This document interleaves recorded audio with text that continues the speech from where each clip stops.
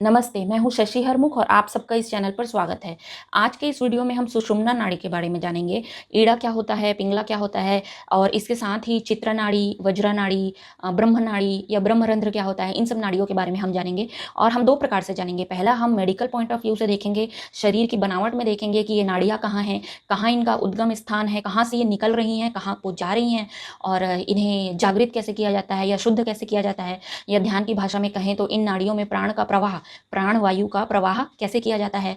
और हम शास्त्रों के माध्यम से भी इन नाड़ियों के बारे में जानने का प्रयास करेंगे। ठीक है, तो आज आज इस वीडियो में आगे बढ़ने से पहले जो लोग इस वीडियो को पहली बार देख रहे हैं उनको मैं बता देना चाहती हूँ कि इससे पहले वीडियो जो मैंने अपलोड किया था ना, कुंडलिनी शक्ति क्या है, द सर्पेंट पावर, उस वीडियो को आप पहले देखिए, क्योंकि उसमें भी मैंने शास्त्रों के माध्यम से और मेडिकल पॉइंट ऑफ व्यू से बताया है कि कुंडलिनी शक्ति कहाँ पे होती है और इसका सर्प से क्या संबंध है और सोए हुए कुंडलिनी का क्या अर्थ होता है, तत्व ज्ञान क्या है जिसे जाने बिना आप कुंडलिनी को जागृत नहीं कर सकते।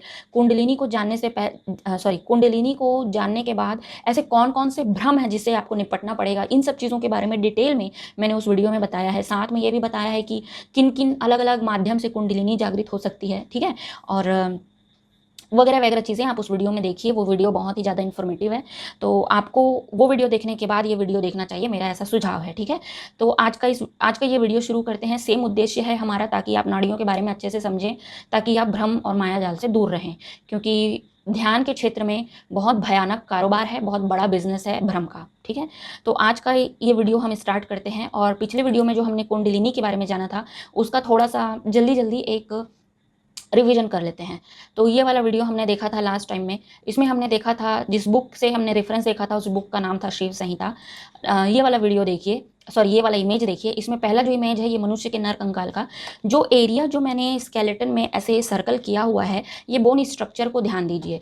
बीच वाला जो इमेज है इसमें देखिए मनुष्य के रीढ़ की हड्डी को कलर करके दिखाया गया है, रीढ़ की हड्डी पीछे साइड से कैसे दिखती है, और तीसरा वाला जो इमेज है वो रीढ़ की हड्डी साइड व्यू से कैसे दिखती है। ठीक है, अब जो एरिया सर्कल है ना, वो एरिया देखिए। ये जो ग्रीन वाला एरिया है इसको बोलते हैं सैक्रम, और जो सैक्रम के नीचे जो छोटा सा भाग है, इतना सा पूंछ की तरह दिख रहा है, उसको हम बोलते हैं कॉक्सिक्स। सामान्य भाषा में इसी को टेल बोन कहते हैं। ठीक है, तो इसी टेल बोन और सेक्रम के बीच में जो एरिया है, ठीक है, जिसको शिव संहिता में गुदा से 2 अंगुल ऊपर और मेरुदंड से 2 अंगुल नीचे, 4 अंगुल विस्तार, आधार, पद्म, ऐसा मतलब डिटेल में बताया गया है। इसी एरिया में कुंडलिनी देवी या देवता का निवास स्थान है।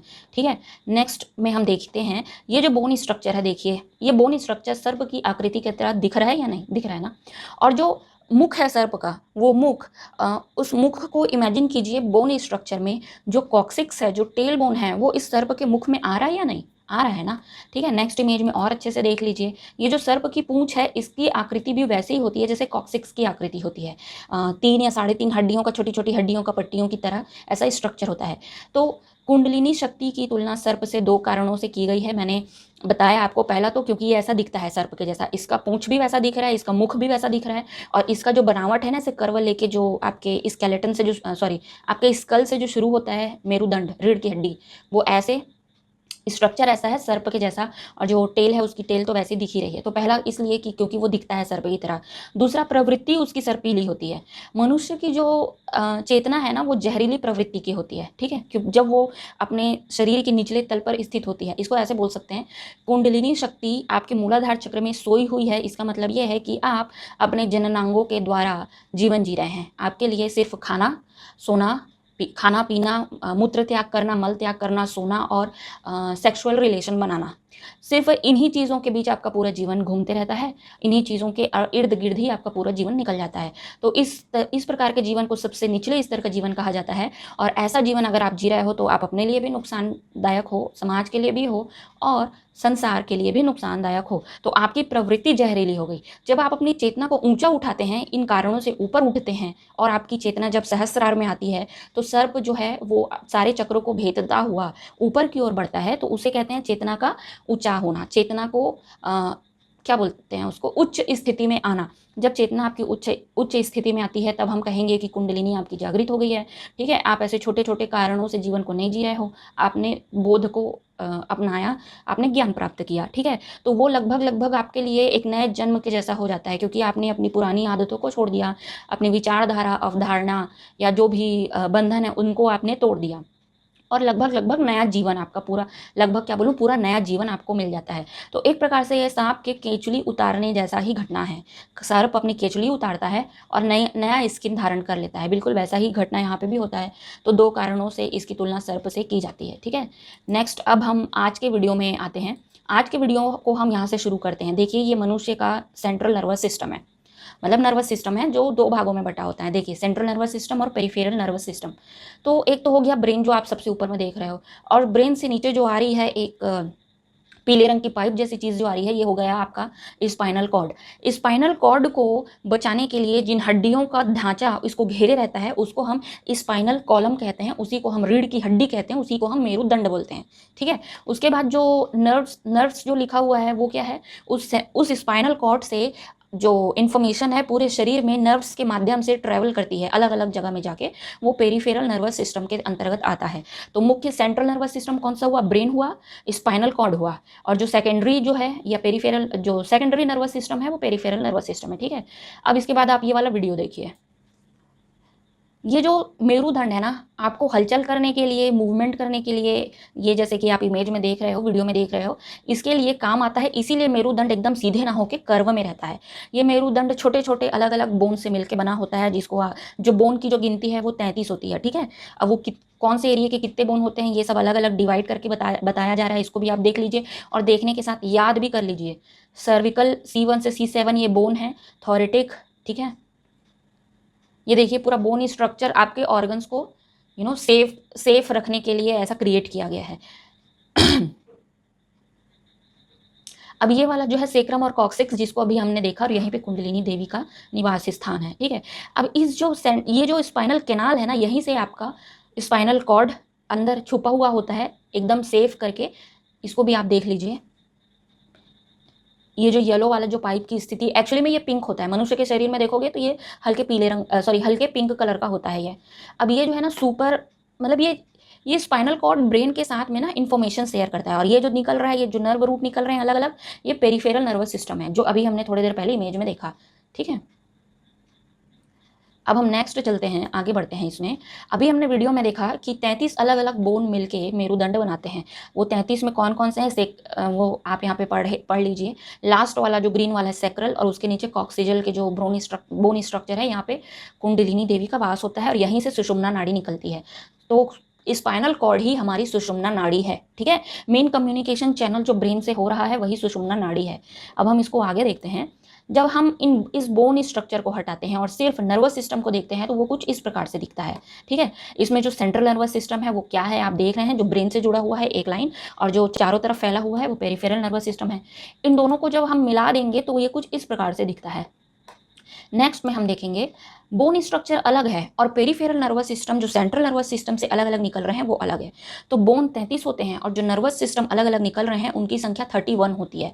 और यहाँ पे ये चीज़ मैं इसलिए बता रही हूँ क्योंकि आपको मैं ये बताना चाहती हूँ कि जो सुषुम्ना नाड़ी तो है, जो स्पाइनल कॉर्ड है वो सुषुम्ना नाड़ी तो है, पर सुषुम्ना नाड़ी जो है ना, जो लंबार रीजन है, जो यहाँ पे देखिए येलो वाला जो एरिया है, जो हमारी कमर के पास आता है, पेट नाभि के पास या कमर के पास आप मान सकते हो, नाभि के पास वाला जो एरिया है, यहाँ पे जो स्पाइनल कॉर्ड है इसकी लंबाई खत्म हो जाती है। लेकिन यहाँ से बहुत सारे नर्वस सिस्टम निकलते हैं जो नीचे कॉक्सिजल तक जाते हैं। ठीक है, इसलिए मैं आपको बता रही हूँ कि जो नर्वस सिस्टम है ना, उसमें से एक नर्व रूट कॉक्सिजल का सिर्फ एक नर्व रूट नीचे आपके मल द्वार तक, जिसको हम बोलते हैं, जहाँ पे कुंडलिनी का मूलाधार चक्र है, जो आपके मल द्वार और जहाँ से आप मल और मूत्र त्याग करते हैं उसके बीच में जो स्किन है वहाँ पे टच करता है ना। जब आप जमीन में बैठेंगे तो जो एरिया आपके शरीर का जमीन से टच करेगा वहाँ पे मूलाधार चक्र है, और वही मूलाधार को ये कॉक्सिजल का जो एक नर्व है वो टच करता है। तो कुल मिला के सुषुम्ना की जो नाड़ी है वो कई शास्त्रों में ये देखने को मिलता है कि सुषुम्ना का जो उद्गम स्थान है वो आपका मणिपुर चक्र है, यानी कि जो पेट के पास वाला एरिया है। कई शास्त्रों में ये देखने को मिलता है कि मूलाधार से सुषुम्ना नाड़ी निकली है। ठीक है, मैं आपको आगे दिखाऊंगी। कई बार ये बोला जाता है कि आपका जो, चलो मैं आगे इमेज में दिखाती हूँ तो और ज़्यादा क्लियर होगा।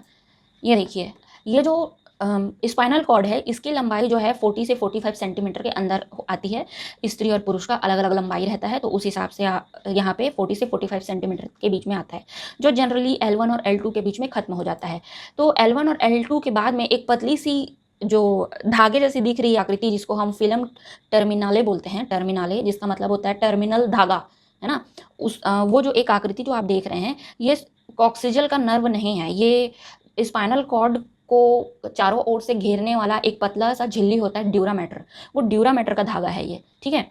और जो जो मेडुलारी कोन जो लिखा हुआ है ब्लू कलर में, ये वो एरिया है जहाँ पे आपका स्पाइनल कॉर्ड का एरिया खत्म हो रहा है। कई शास्त्रों में आप देखेंगे, मैं आपको आगे दिखाऊंगी योग योग योग शिखा उपनिषद में, कि ये जो मेडुलारी कोन है, इसके बारे में इसका वर्णन ऐसे आता है कि ये पूरा नाड़ियों का ऐसा उद्गम स्थान है जहाँ से नाड़ियाँ साइड में भी जा रही हैं, नीचे भी जा रही हैं और ऊपर की ओर भी ट्रेवल कर रही हैं, है ना। तो इस मेडुलारी कोन के बारे में एग्जैक्टली ये नाम नहीं लिखा होगा, क्योंकि वो शास्त्र जो है वो बहुत पहले लिखे गए हैं, ठीक है। उस समय इतना एडवांस्ड हुआ था या नहीं हुआ था हमारा मेडिकल सिस्टम, ऐसे नामकरण के तक पहुँचे थे या नहीं, आई डोंट नो, लेकिन वो बहुत पहले लिखे गए हैं, तो उनको एग्जैक्टली नामकरण नहीं मिलेगा, ठीक है। आप आगे देखते जाओ, मैं आपको दिखाते जा रही हूँ।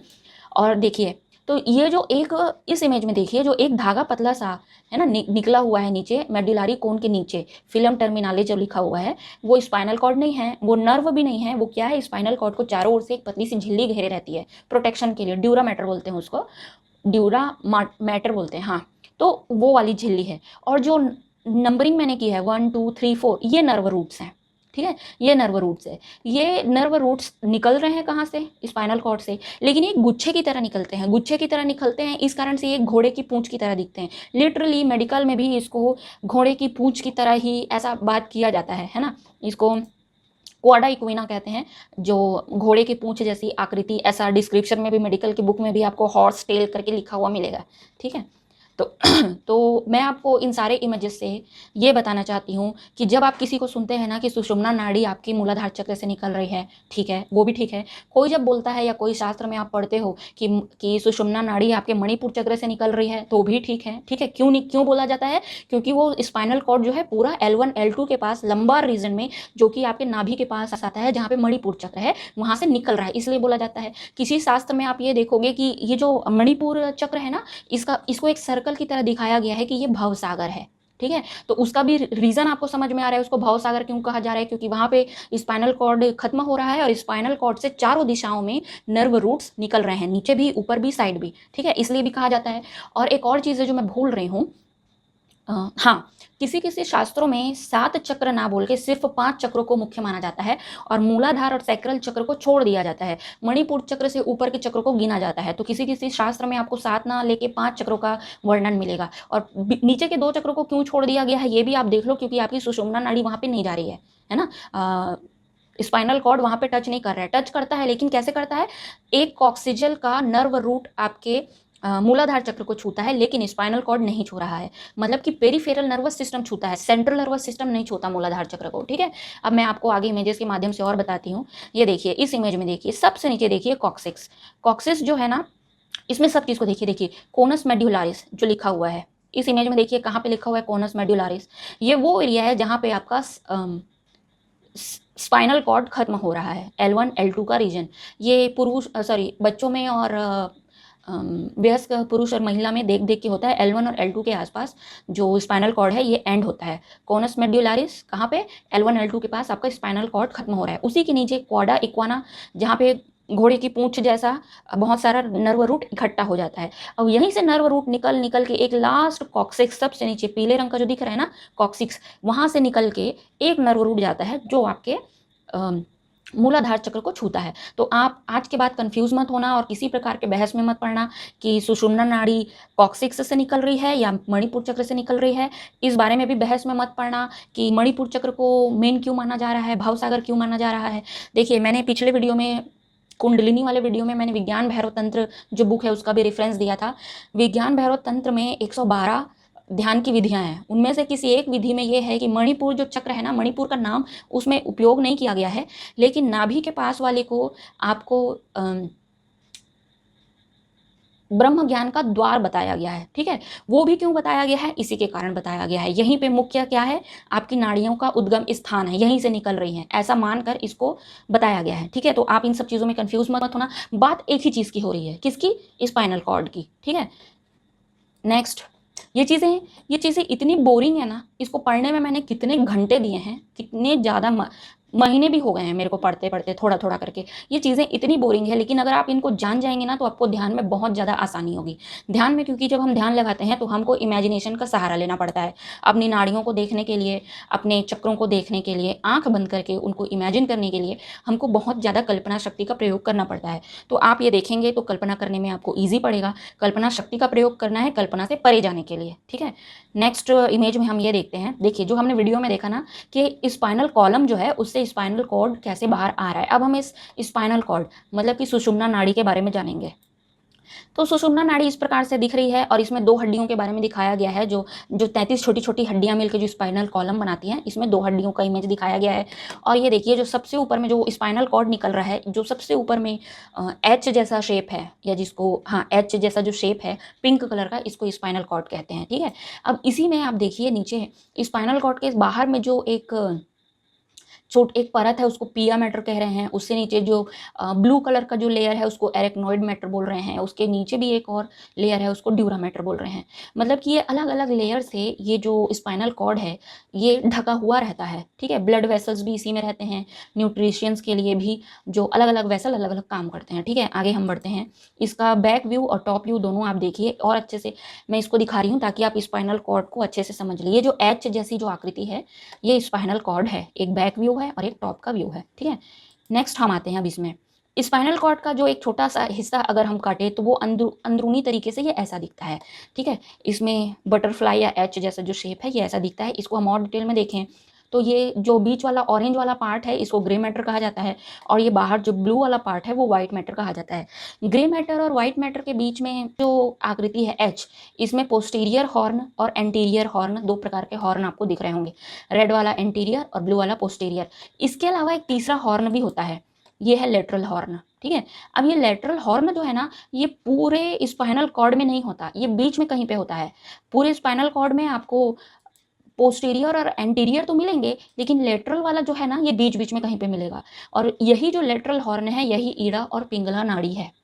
अब कैसे पता कि ये ईड़ा और पिंगला है, इसका डिटेल में कहीं पे भी आपको उल्लेख नहीं मिलता है। सुषुम्ना नाड़ी आपकी स्पाइनल कॉर्ड है, ये तो आपको बहुत सारे उसमें मिल जाएगा, बहुत सारे शास्त्रों में सिमिलैरिटीज़ मिल जाती है। आज के इस वीडियो में भी हम वो सिमिलैरिटीज़ को देखेंगे।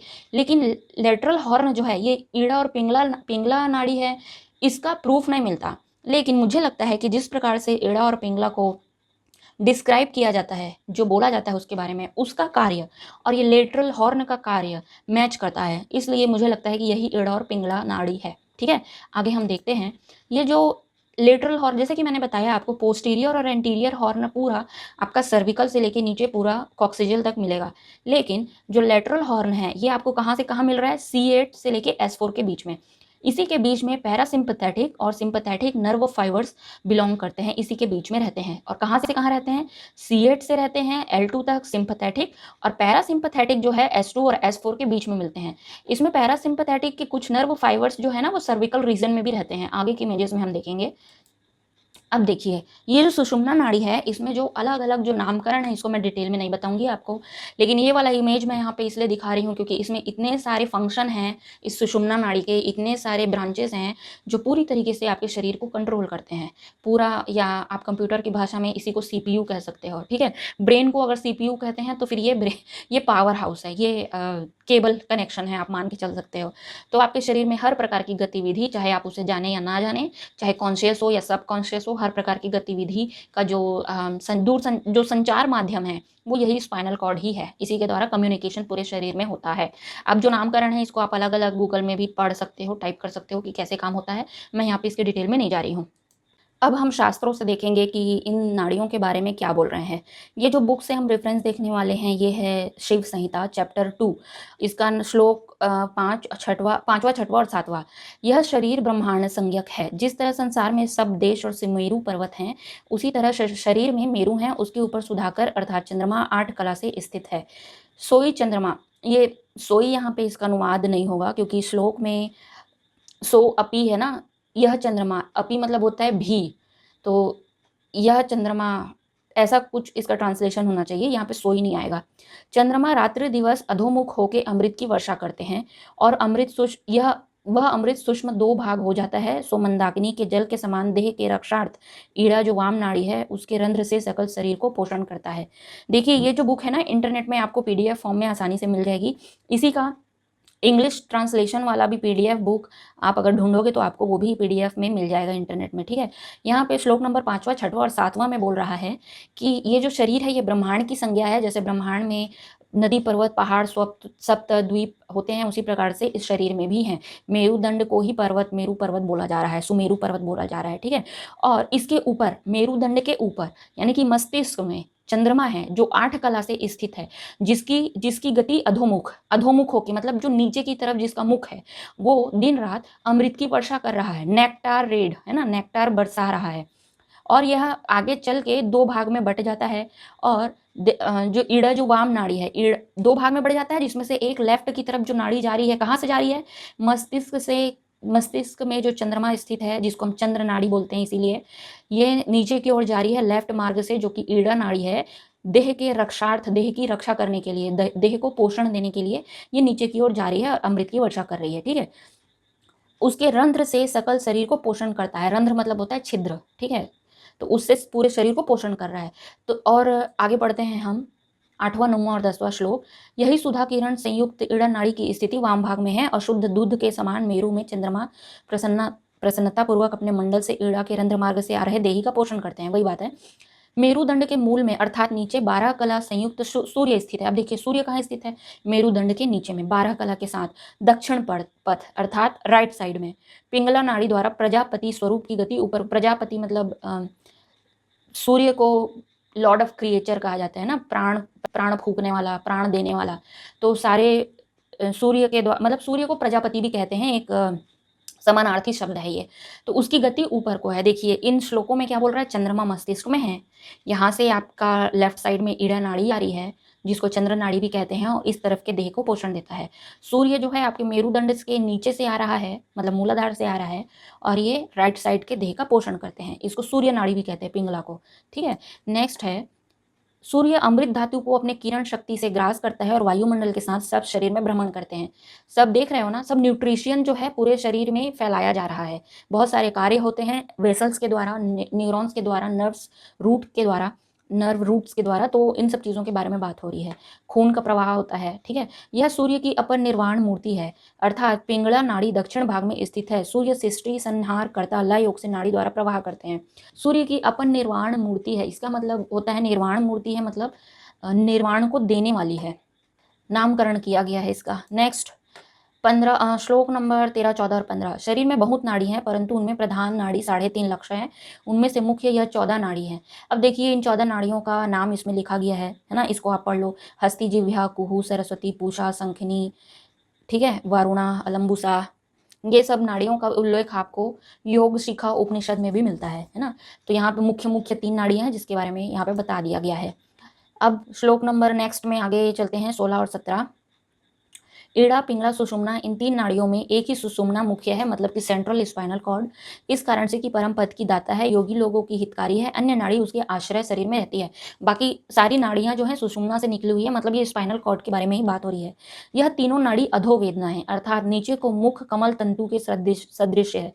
ये तीनों नाड़ी नीचे की ओर जा रही हैं, ठीक है। जब आप मेरुदंड में देखोगे ना, जब स्पाइनल कॉर्ड में आप देखते हो ना, तो क्या होता है, स्पाइनल कॉर्ड में जो पेरिफेरल जो नाड़ियां हैं वो नीचे की ओर आ रही हैं कि नहीं, वो डाउनवर्ड्स आ रही है ना, सबकी सब। और जो सबसे नीचे में आप देखते हो क्वाडा इक्वाना में, वो भी कैसे घोड़े की पूंछ की तरह ही है, वो भी डाउनवर्ड्स है, ठीक है। यह तीनों नाड़ी अधोवेदना है, अर्थात नीचे को मुख कमल तंतु के सदृश है और चंद्र सूर्य अग्नि के समान है, अर्थात ईड़ा चंद्र रूप, पिंगला सूर्य रूप और सुषुम्ना अग्नि रूप है। यह तीनों नाड़ी मेरुदंड के आश्रय स्थित है, ठीक है। नेक्स्ट, उन तीनों नाड़ियों के मध्य में जो चित्र नाड़ी, अब देखिए सुषुम्ना नाड़ी के मध्य में चित्र नाड़ी है, वो हमको प्रिय है। उसी स्थान में बहुत सूक्ष्म ब्रह्मरंध्र शोभायमान है। जो हमने देखा था ना, ये किस बारे में बात हो रही है, ब्रह्मरंध्र के बारे में। जो हमने स्पाइनल कॉर्ड का जो कट देखा था छोटा सा, उसके बीच में जो छिद्र है, ये वाला छिद्र, इसको ब्रह्मरंध्र बोला जा रहा है इसमें, ठीक है। यह चित्र नाड़ी पंचवर्ण अति उज्ज्वल शुद्ध है और देह की उपाधि का कारण भी वही सुषुम्ना अंतर्गता अर्थात चित्र नाड़ी है, जो सुषुम्ना के अंतर्गत अंदर से जा रही है। तात्पर्य यह है कि आत्म स्वरूप वही है। यह मार्ग बहुत श्रेष्ठ, अमृत, आनंदकारक, मुक्ति का दाता हमने कहा है, जिसके ध्यान मात्र से योगी लोगों के पाप का समूल नाश हो जाता है। देखिए, एक और बुक से हम देखते हैं, ये बुक है षट चक्र निरूपणम। इसमें भी सेम चीज़ लिखा हुआ है, इसको आप लोग पढ़ लीजिएगा, मैं यहाँ पे पढ़ नहीं रही हूँ, ठीक है। अब इसमें ना थोड़ा सा अलग डिस्क्रिप्शन आपको मिलेगा। इसमें ना ये निकलेगा कि नाड़ी कंद के ऊपर शरीर के पिछले भाग में मेरुदंड स्थित है। इसमें आप देखिए 3, 3, 6, 7वें लाइन में पढ़िए, जो ऑरेंज वाला है उसकी एक लाइन ऊपर से पढ़िए।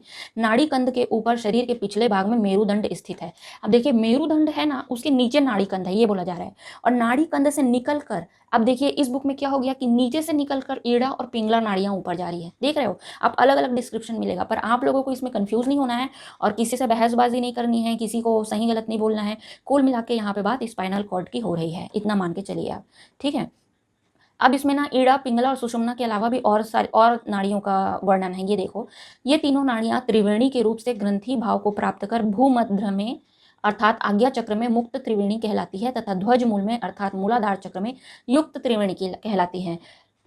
तो ये पीछे वाले भाग को जब आप देखोगे, इस तरफ से देखने के लिए जाओगे, तो यहाँ पे आपका मेरुदंड खत्म हो गया, इसलिए यहाँ पे मुक्त हो गया। वो जो जो जितने भी नर्व रूट्स हैं वो यहाँ पे खत्म हो गए, मुक्त हो गए, इसलिए इसको मुक्त त्रिवेणी, यहाँ पे मुक्त त्रिवेणी बोला जा रहा है। और जहाँ से इनका उद्गम स्थान है नाड़ीकंद से, वहाँ पे युक्त त्रिवेणी, सब कुछ सम्मिलित है, युक्त है, ठीक है। अब देखिए, सुषुम्ना नाड़ी के मध्य में स्थित छिद्र भाग में वज्रा नाड़ी है। वज्रा नाड़ी मेढ़ू प्रदेश से निकलकर शिर में स्थित, शिर लिखा है, स्थित सहस्त्रार पर्यंत गई है। इसी वज्रा नाड़ी के मध्य में स्थित छिद्र भाग में चित्रिणी नाड़ी है। चित्रिणी नाड़ी सहस्त्रार तक गई है। ये भी चित्रिणी नाड़ी से समस्त कमल गुथे हुए हैं, अर्थात यही एकमात्र नाड़ी समस्त कमलों का भेदन करती है। इसी नाड़ी के मध्य में स्थित छिद्र भाग को ब्रह्म नाड़ी कहते हैं।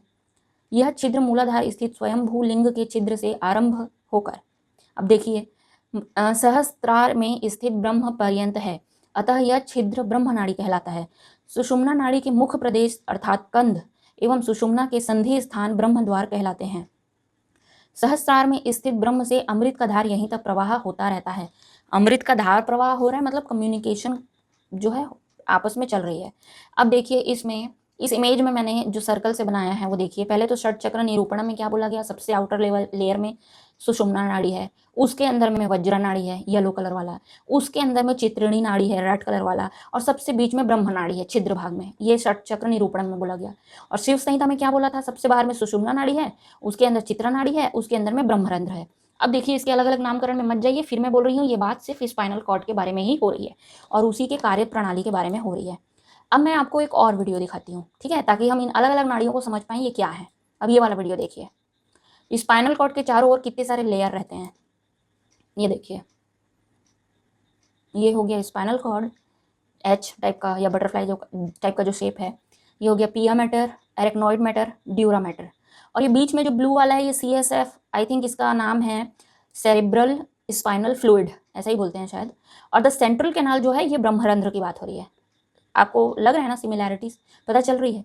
तो कुल मिला के अलग अलग शास्त्रों में जो बात की गई है वो सिर्फ स्पाइनल कॉर्ड के बारे में बात की गई है। अब ये फर्क नहीं पड़ता है कि वो नाड़ियाँ कहाँ से स्टार्ट हो रही हैं, कहाँ एंड हो रही है। ये फर्क नहीं पड़ता कि लेफ्ट में है कि राइट में है। ये नहीं फर्क पड़ता कि सुषुम्ना नाड़ी बाहर में है, बाहर के लेयर में है, या चित्रा नाड़ी बाहर के लेयर में, इससे कोई फर्क नहीं पड़ता। फर्क सिर्फ इतना पड़ता है कि ये सारी चीज़ें स्पाइनल कॉर्ड के बारे में बात हो रही है। अब स्पाइनल कॉर्ड के बारे में बात हो रही है तो आप समझिए ये कितना ज़्यादा महत्वपूर्ण है, ठीक है।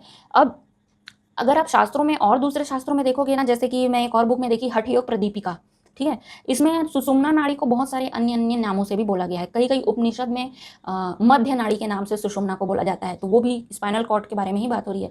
अभी देखिए सुषुम्ना को, ये कौन सी बुक है, हठ योग प्रदीपिका चैप्टर 3 श्लोक नंबर 4 और 5। इसमें देखिए क्या क्या बोला गया सुषुम्ना को। सुषुम्ना, शून्य पदवी, ब्रह्मरंध्र, महापथ, शमशान, शांभवी, मध्य मार्ग, ये सब चीज़ एक ही नाड़ी के बारे में बात हो रही है। अब हम स्पाइनल कॉर्ड को और अच्छे से देखेंगे, क्योंकि ये जो बीच का जो लेटरल हॉर्न था जिसमें सिंपैथेटिक और पैरासिम्पैथेटिक नर्व फाइबर्स होते हैं, जिसको मैं ईड़ा और पिंगला नाड़ी बोल रही हूँ, इनका कार्य क्या है ये चीज़ हम देख लेते हैं। देखिए, सिंपैथेटिक और पैरासिम्पैथेटिक जो नाड़ियाँ हैं वो कहाँ से निकलती हैं। तो पैरासिम्पैथेटिक जो है वो नीचे जो सेक्रल वाला रीजन है, S4 S5 इस यहाँ पे, और सर्विकल वाला जो रीजन है वहाँ से निकलती हैं, और पूरे बीच में आपका सिंपैथेटिक नर्व फाइबर्स होते हैं, ठीक है। इनको सिंपैथेटिक को फाइट और फ्लाइट नर्व सिस्टम भी बोला जाता है, ठीक है, और पैरासिम्पैथेटिक को काम मतलब कि रेस्ट और डाइजेस्ट नर्वस सिस्टम भी बोला जाता है। क्यों बोला जाता है? क्योंकि जब आप अलर्टनेस में आ जाते हैं किसी परिस्थिति के कारण, तो आपकी सिंपैथेटिक नर्व फाइबर्स बहुत एक्टिव होती है, और जब आप रेस्ट कर रहे होते हैं, मस्त डाइजेस्ट कर रहे होते हैं चीज़ों को, तो आपके पैरासिम्पैथेटिक नर्व फाइबर्स जो हैं वो एक्टिव होते हैं। इसको अलग तरीके से भी बोल सकते हो कि जब ये नर्व सिस्टम एक्टिव होते हैं तब आप ऐसा फील करते हो। इसको दोनों तरीके से बोल सकते हो।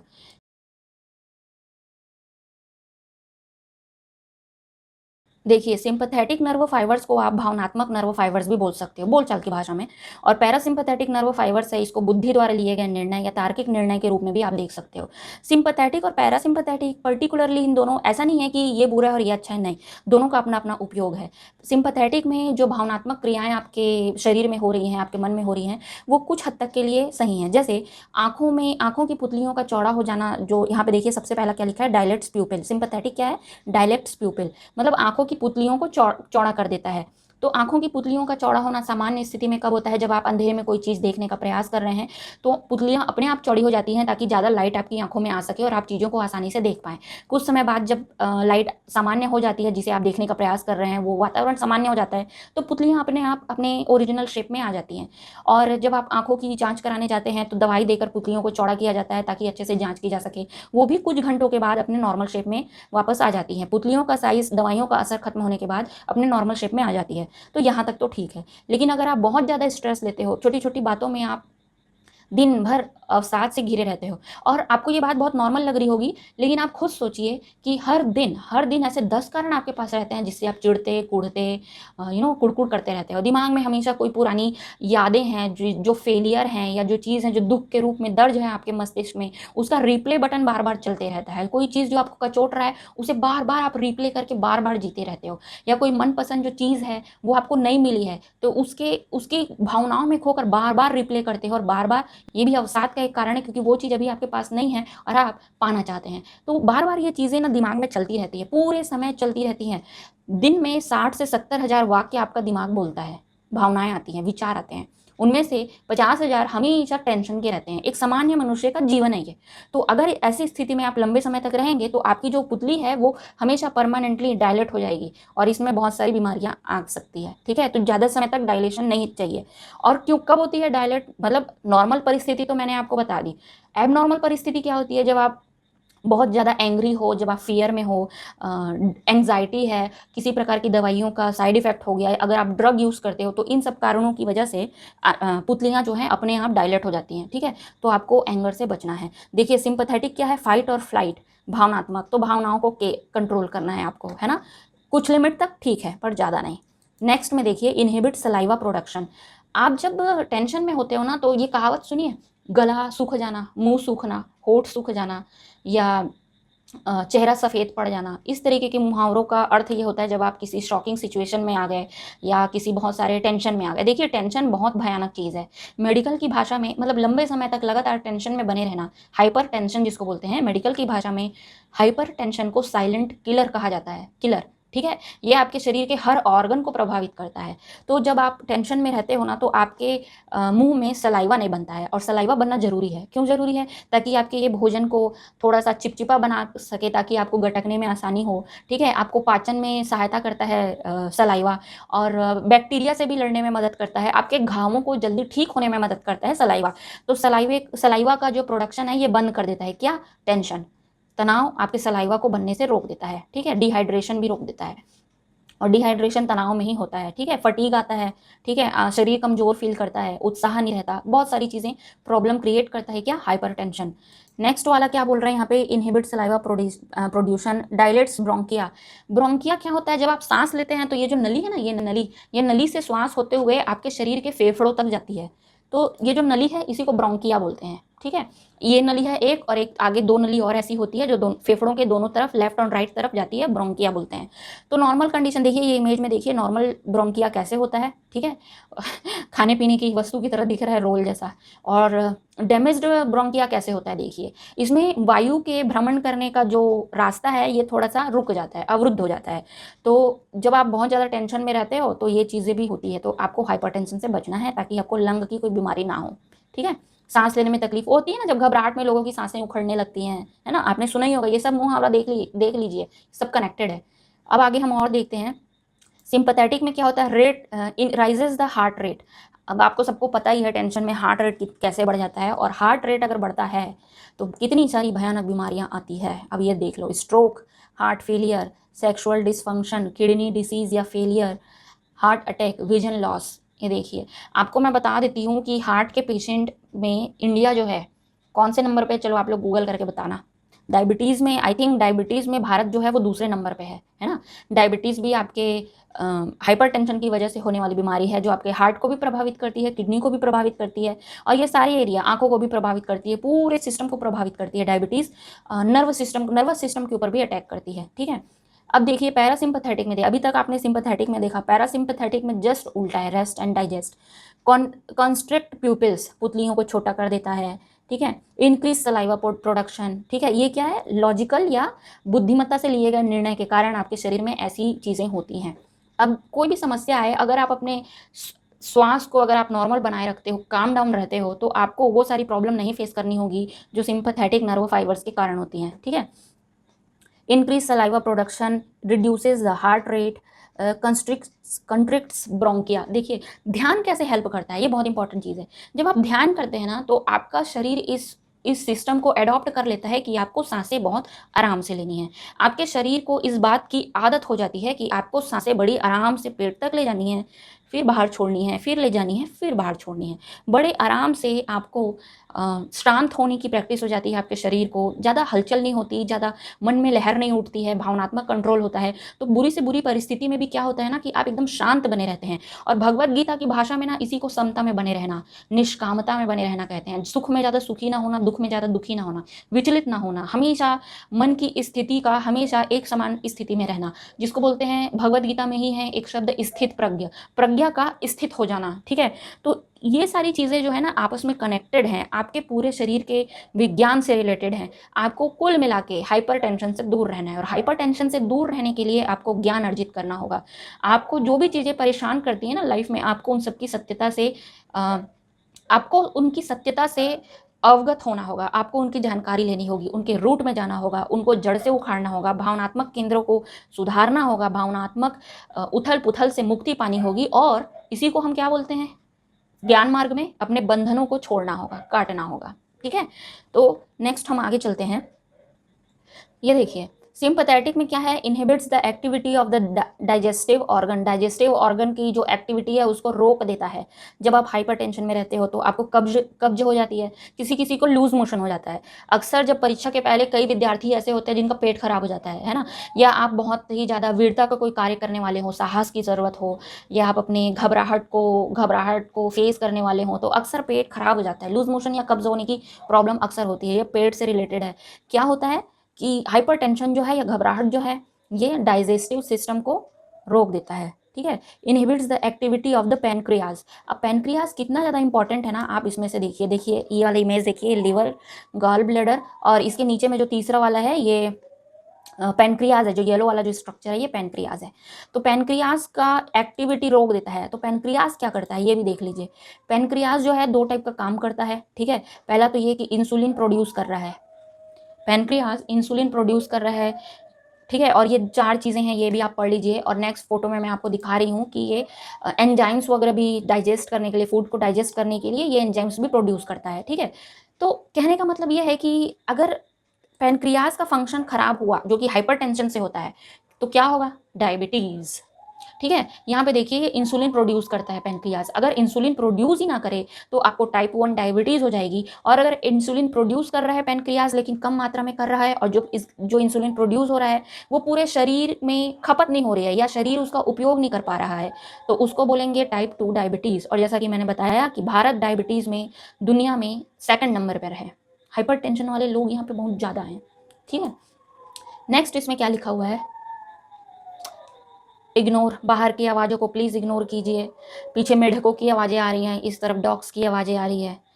इतने दिनों से लगातार बारिश हो रही है, रोज़ ही मेढक की आवाज़ आती है। कितने दिन के बाद मैं इसीलिए ये वीडियो बना रही हूँ ताकि मेढक की आवाज़ ना आए। मैंने सोचा चलो मेढक की आवाज़ आ रही है तो आ रही है, चलो वीडियो बना लेते हैं, लेकिन अब डॉग्स की आवाज़ भी आ गई। खैर आप लोगों से निवेदन है कि प्लीज़ इग्नोर कीजिए, है ना। आई होप मेरी आवाज़ अच्छे से आ रही होगी, ब्लॉक नहीं हो रहा होगा, मैं बस होप कर सकती हूँ। अच्छा आगे देखिए, ठीक है, ये गॉल ब्लैडर वाला चीज़ हो गया। अब हम आगे देखते हैं, इसमें जो सिंपैथेटिक नर्व सिस्टम है, इसमें से और देख लीजिए। Stimulates orgasm in genitals of man and women, relaxes urinary bladder. डर में अक्सर मूत्र निकल जाना, सुना है आपने, ये वाली बात भी अक्सर होती है। और जो लोग युद्ध वगैरह में भाग लेते हैं तो मृत्यु से पहले कई लोग अपने पैंट में ही मल त्याग कर देते हैं, है ना। और अक्सर न्यूज़ पे एक और कॉमन नॉलेज है, जो लोग फांसी लगा लेते हैं या आत्महत्या करते हैं, फांसी लगाते हैं खासकर, तो उनमें भी कुछ लोग जो हैं वो मल त्याग कर देते हैं, है ना। तो ये सारी चीज़ें भी जो है हाइपरटेंशन के समय होने वाली एक्टिविटी है जो शरीर में होती है, ठीक है। और इसमें stimulate orgasm in genitals of man and woman, मतलब प्रेशर में जो है, ये पुरुषों में जो होता है ना, जल्दी इजैकुलेट हो जाना, ये वाली प्रॉब्लम भी इसकी वजह से होती है, जब आपके ऊपर परफॉर्मेंस का प्रेशर हो जाता है। और अगर ऐसा कोई प्रेशर ना हो और अगर आप एकदम रिलैक्स हो तो फिर क्या है, stimulate erection of genitals of man and woman. Parasympathetic nerve fibre में क्या होता है ये भी आप देख लीजिए, ठीक है। तो कुल मिला के आपको टेंशन नहीं लेनी है। क्या समझे इससे? कुल मिला के आपको टेंशन नहीं लेनी है। अब ये जो बुक है, अगला बुक योग शिखा उपनिषद, इसका चैप्टर 5 है, 16, 17, 18, 19, 20 और 20 से लेके 27 तक के श्लोक का यहाँ पे एक ट्रांसलेशन यहाँ पे लिखा हुआ है, नाड़ी चक्र।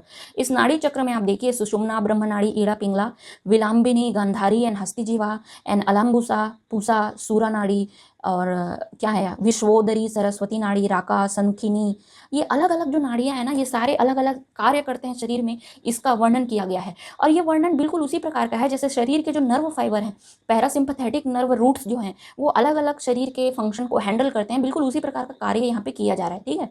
ये देखिए सबसे नीचे वाला, नीचे से तीसरी लाइन को देखिए, कुहू इवैक्यूएट्स फीसिस, मतलब मल त्याग करने में सहायता करती है। कौन सी? कुहू नाड़ी।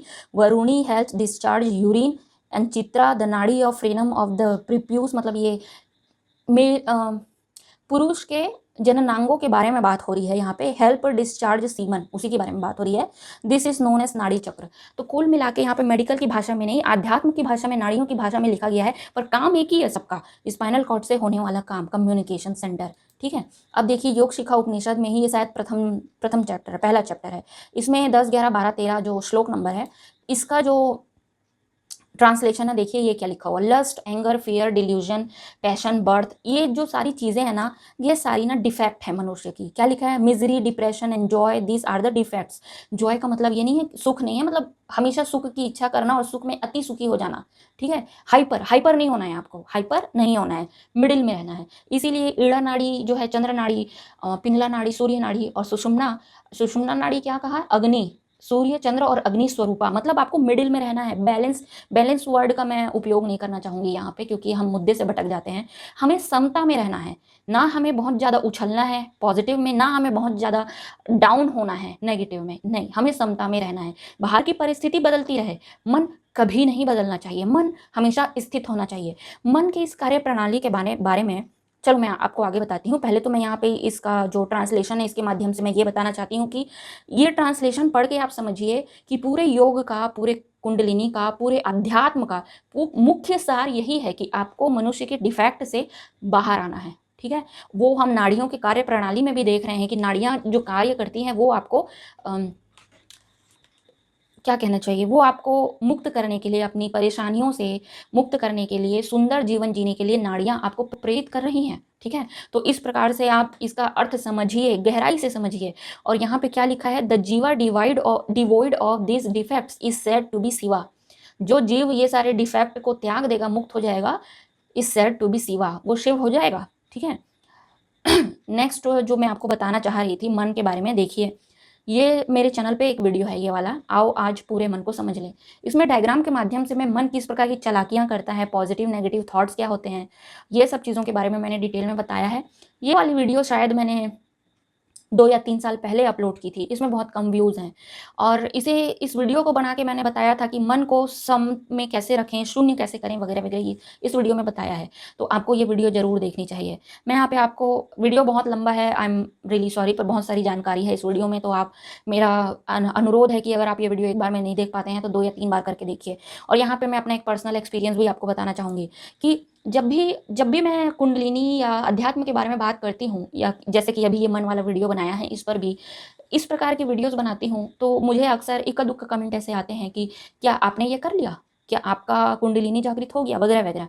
तो मैं ढिंढोरा तो पीटूंगी नहीं ना कि हाँ मेरा कुंडलिनी जागरण हो गया, लेकिन हाँ मैं यहाँ पे बता देती हूँ कि कुंडलिनी जागरण हुआ, उसी के बाद मुझे आज्ञा चक्र में कान्हा का आदेश आया था कि मैं अध्यात्म पढ़ाऊँ यूट्यूब में। और मैंने उनसे कहा कि मैंने तो अध्यात्म की शिक्षा कहीं से ली ही नहीं है और मुझे नहीं पता कैसे पढ़ाते हैं। तो उन्होंने कहा कि जैसे तुम सीखी हो वैसे तुम सिखाओ, हर एक चीज़ बताओ। तो जो डायग्राम मैंने बनाया है ना, वो मैं उन्हीं की प्रेरणा से बना बना के लोगों को समझाती थी।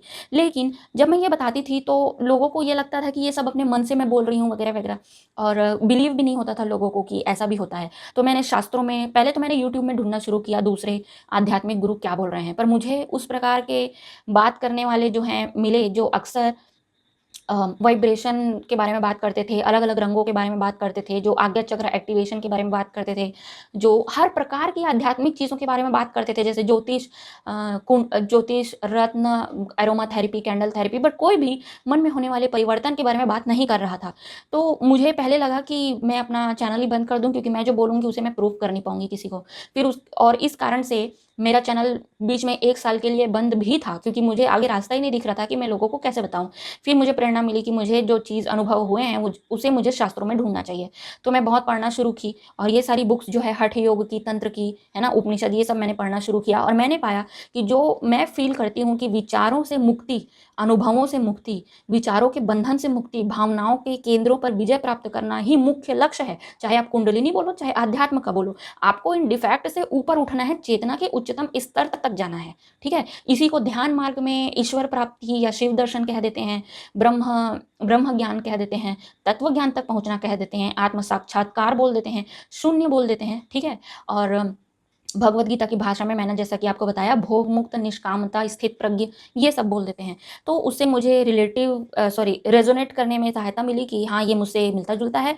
इसलिए मैं आप लोगों के सामने ये मेडिकल पॉइंट ऑफ व्यू से, क्योंकि मेडिकल की भी बहुत सारी बुक्स मुझे पढ़नी पड़ी, तो मेडिकल पॉइंट ऑफ व्यू से और शास्त्रों के पॉइंट ऑफ व्यू से, दोनों पॉइंट ऑफ व्यू से मैं आपके सामने लेकर आई हूँ कि जितनी भी आप आबरा की डाबरा चीज़ें इंटरनेट में देखते हैं ना, वो आपको कुंडलिनी जागृत करके नहीं देंगी। विभिन्न मार्ग हैं, मैं फिर से बोल रही हूँ, कुंडलिनी जागृत करने के अनगिनत मार्ग हैं। हठ योग उठा लो या तंत्र योग उठा लो, सिंपल ध्यान करके भी चाहे मंत्र जाप करो, बहुत बहुत सारे माध्यम हैं।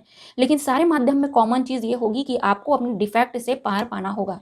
और जितने भी जो बड़े बड़े चैनल है ना, वो लोग जो आबरा का डाबरा जो स्पिरिचुअलिटी है ना, ये मुझे कभी पसंद नहीं आई। इसीलिए पसंद नहीं आई क्योंकि ये मुख्य मुद्दे से भटका देते हैं, केंद्रीय बात को कभी नहीं बताते। ये हमेशा इसी में चक्कर घिनने की तरह घूमेंगे, पूर्व जन्म में क्या हुआ था जो आपको इस जन्म में ऐसी समस्या आ रही है। अब आप लोग सोचो, मैं पूर्व जन्म में मत जाओ, आप लोग उसकी कहानियों को मत सुनो और मत चेक करो। इसलिए कहती हूँ क्योंकि इस जन्म की मेमोरी से आप पीड़ित हो, जिससे आप पीछा नहीं छुड़ा पा रहे हो। तो पिछले जन्म की मेमोरी को भी ओढ़ लोगे तो उससे पीछा कैसे छुड़ाओगे? पहली तो मुझे इस पे कोई भरोसा नहीं है पूर्व जन्म की कहानियों पे।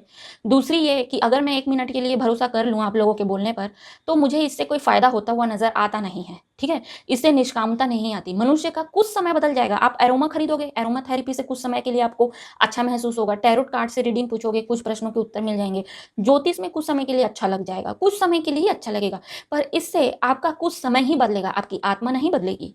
तो आपको अगर परमानेंट सॉल्यूशन चाहिए तो आपको अपनी नाड़ियों पर कार्य करना होगा, आपके भावनात्मक केंद्रों पर कार्य करना होगा। उसके अलावा उसके बंधन से मुक्त हुए बिना आप कुंडलिनी जागृत नहीं कर सकते। और मैं बहुत बहुत बहुत ही सरल शब्दों में बोलूं तो भावनात्मक केंद्रों से पार हुए बिना आप जीवन में सुखी नहीं हो सकते। आप चाहे अध्यात्म के राह पर चल रहे हो या ना चल रहे हो, आप सुखी होकर दिखा दो, मेरा चैलेंज है। आप बिना भावनात्मक चक्र से बाहर निकले आप सुखी होकर दिखा दो, मेरा चैलेंज है। आप नहीं हो सकते। आप अपने आप को आध्यात्मिक साधक बोले या ना बोले, आप उस मार्ग में चले या ना चले, इसका कोई महत्व नहीं है। आपको भावनात्मक चीज़ें ही हैं जो आपके जीवन को नर्क बनाती हैं और आपको इससे बाहर आना होगा। अभी हमने मेडिकल के पॉइंट ऑफ व्यू से देखा, आपको बाहर क्यों आना है। आपको पैरासिम्पैथेटिक या सिंपैथेटिक नर्वस सिस्टम में चक्कर की तरह नहीं घूमना है, आपको दोनों के मध्य मार्ग में रहना है। ठीक है, अभी हमने समझा आपको दोनों के मध्य मार्ग में रहना है। आपको ज्यादा समय तक भावनात्मक केंद्र में बंद के नहीं रहना है, आपको हाइपर टेंशन में नहीं जीना है।